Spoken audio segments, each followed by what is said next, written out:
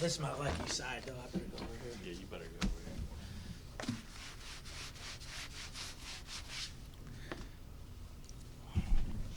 here. So that didn't really surprise anybody, did it?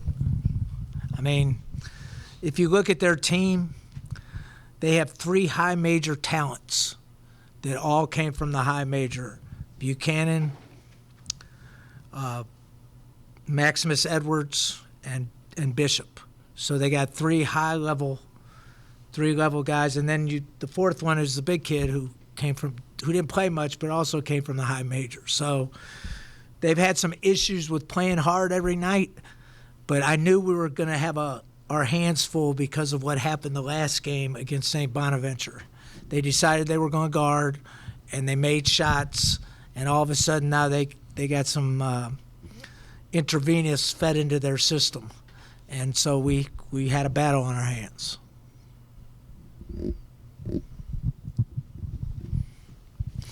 This is the 3rd game in a row where you guys took on a team that was missing a guy averaging at least 12.5 points per game. You guys obviously had your own injury issues with Day-Day Grant, but do you feel like in the last 3 games that you guys were the better team no matter what, or was there a little bit of luck that played into going up against these teams shorthanded? Well, one guy hadn't played in 7 games, right? So with Grant Johnson, is that his last name? So he hasn't really played in 7 games. So, I mean, I think teams can survive it in the short term, but it hurts them in the long term. So is it luck? Yeah, like it helps. It helps, but I still think, like VCU, for instance, they still played a good game against us. It just meant that some of their other guys played a little bit more. Clearly, Shulga is one of their best players, but he wasn't great last night. So I just think short term anything can happen regardless against a good team. I know the other night Cleveland State beat Youngstown State, for instance, and Anorama didn't play in the conference tournament, which you would think they'd have no chance, but they won. So I think to your question, is it helpful? I think long term, yes, and even short term, because they have to make some adjustments, but it's hard to say. It's guys step up. Even when we didn't have Day-Day, we were still a tough out. So it just gives other people an opportunity to play. Coach, do you think that it was better for you guys to go through this today like this, or waltz your way through a win? It was better for them, but it wasn't better for me. Like, I really don't want to put myself through that misery every single second of every single game. But, I mean, everything hard is good for you. Anything easy usually isn't good for you. And that goes all the way into life, basketball. Anything you have to work for that you earn is always good for you. Coach, ball goes out of bounds with 11 seconds to go. They're doing the replay. You guys get the ball. But is that the play you drew up? You wanted Jimmy to drive and maybe score rather than get fouled. But is that what you wanted to happen? Yeah, we spread out. We figured that was our best opportunity with no ball screens so that, nobody could be around them. It gave them space. I mean, we were fortunate. We hustled after it, and the ball was our ball, which helped us, or we could have been on the other end of it. And then he made a good drive and got contact. So, and then he made his free throws, which with Jimmy sometimes is an adventure. So, but he made some big plays. And he had 4 steals. The Pittsburgh Steeler had 4 steals today. And then can you just speak to his performance today? 22 points, reaching 1,000 career points. Big game for his last one on the home court. Did he hit 1,000 today? He did, yeah, the first free throw. Okay. At the end there. So I didn't think he was very good early. I thought he was a little bit, I don't know. The senior day games are rough. From my experience, it's hard to control your emotions. All their families there. People lose a lot of senior day games. And I thought he was a little disjointed early, especially defensively.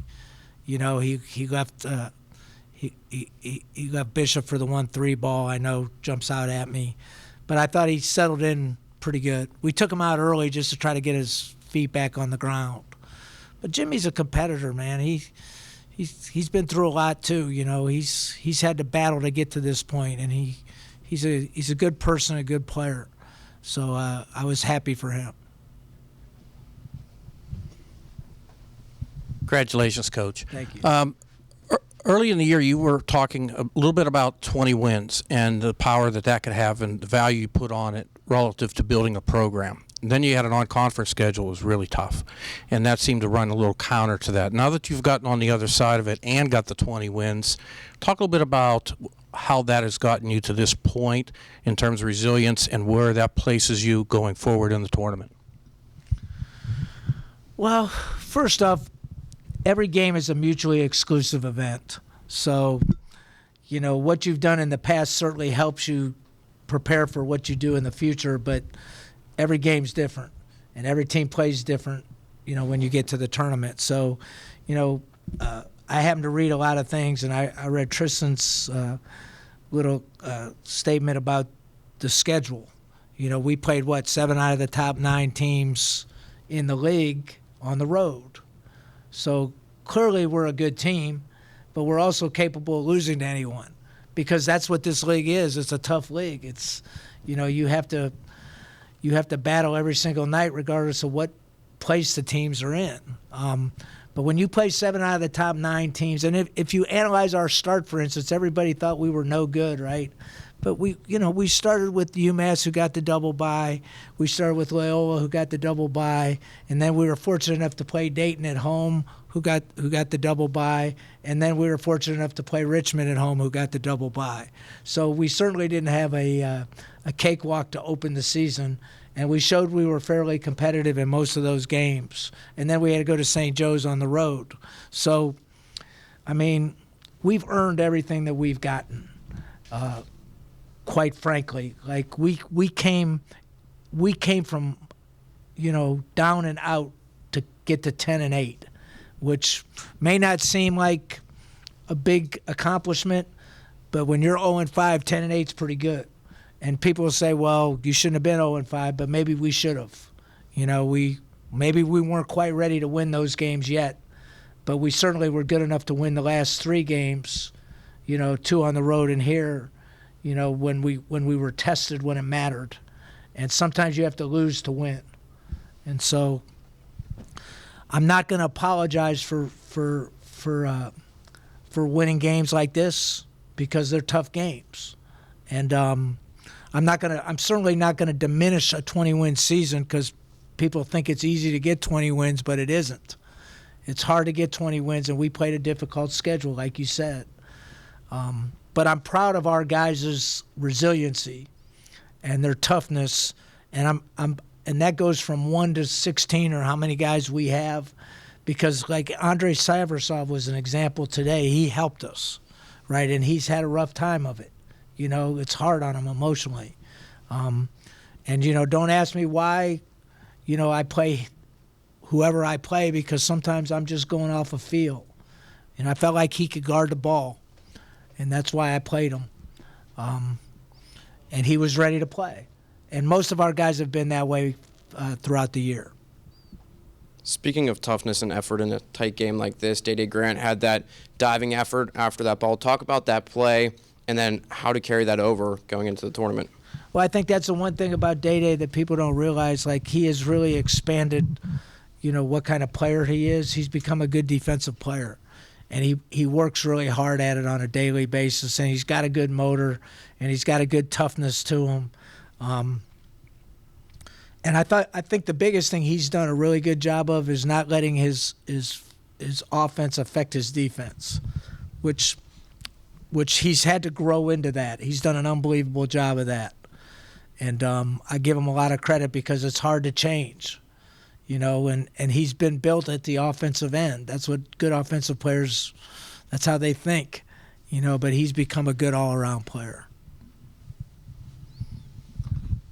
Coach, your 7 seniors today, they combined for 37 seasons of college basketball at almost 15 different schools.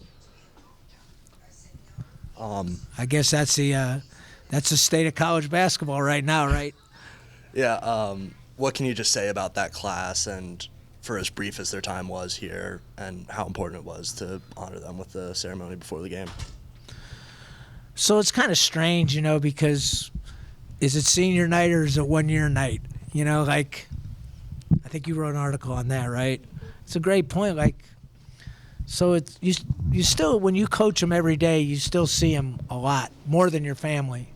So that's what modern basketball is. But they made big contributions to our program, and we were able to turn our program around last year, because of the portal.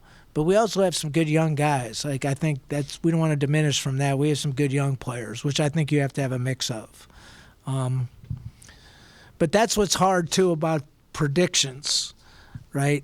Everybody's predicting who's good and who's not good, and that team's they don't have anything back. They picked us 15th last year, right? And they didn't really know what we had in the portal. Right, they picked Richmond down in this year, right? But they didn't know that Jordy King would go crazy for Richmond. So predictions mean nothing anymore, right? It's not like guys that have been there for 4 years where there's no influx of new guys. Everybody's got new guys. So the preseason rankings, they might as well just do away with that crap because they really doesn't mean anything anymore, right? Because nobody knows. Like, I don't know. And I know more about recruits than probably most people do, but you don't know how it's going to all fit together and who adapts well to this system or whatever. So that's what makes the job difficult now. And it's hard on the kids as well, because they don't know either how it's going to all work. Coach, so Trey Clark walks in here last year, reputation for a defender, having scored 130 points in 2 years at VCU. If you had told him he would have walked off the court today with 1,000 points in his career and as a potential first-team all-conference guy, you think he would have believed you? Yeah.